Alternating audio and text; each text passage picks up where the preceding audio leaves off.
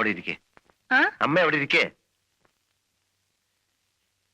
എന്റെ കൂടെ താമസിക്കാൻ അമ്മ എന്നാ അങ്ങോട്ട് വരുന്നത്?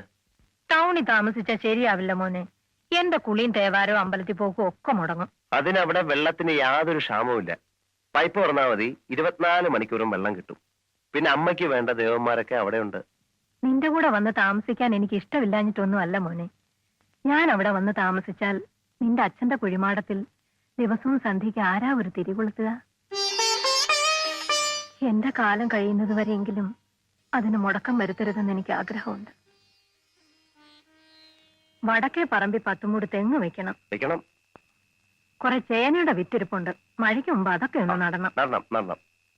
ഇതൊക്കെ ചെയ്യാൻ ആരെങ്കിലും കിട്ടണ്ടേ? പിന്നെ കിട്ടണം. എടാ, നീ എന്നെ കളിയാക്കുവന്നോ? ഞാൻ അമ്മയെ കളിയാക്കൂ? എന്നാ നീ 4-5 ദിവസം അവിടെ നിന്ന് പറമ്പിലെ പണിയൊക്കെ ചെയ്യിച്ചിട്ട് പോയേച്ചാ മതി. നല്ല കാര്യമായി. ഞാൻ അവിടെ നിന്ന് ഒരു ദിവസം മാറിയെന്നാൽ അവിടെ ആകെ കുഴപ്പത്തിലാവും. പിന്നെ 4-5 ദിവസം. അല്ല, എനിക്കറിയാൻ വയ്യാഞ്ഞിട്ട് ചോദിക്കുക. നീ അവിടെ എന്ത് ബിസിനസ്സാ ചെയ്യുന്നേ? എപ്പോ ചോദിച്ചാലും എനിക്കറിയാൻ വയ്യാത്ത എന്തെങ്കിലുമൊക്കെ പറയും.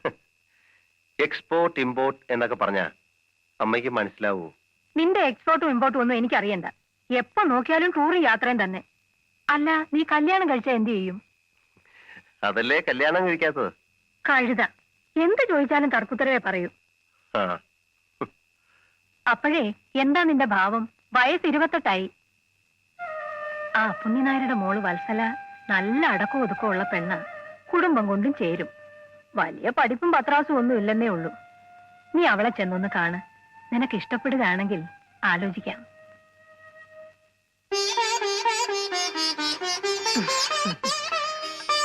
മോനെ, എടാ മോനെ, എന്തുറക്കമായത്? വാ, അകത്ത് പോയി കിടക്കാം. നീ പോന്ന വഴി ആ പുണ്യനാരുടെ അവിടെയൊന്ന് കേറിയേക്ക്. കൂട്ടത്തിൽ വത്സലയൊന്ന് കാണാമല്ലോ. കുന്തത്തിന് എന്നെ കൊണ്ടൊന്നും പറയിക്കണ്ട. അതെ, മീനാക്ഷി അമ്മ ചൂടായാലും കാണാൻ നല്ല രസമാണ്. പോടാ അവിടുന്ന്.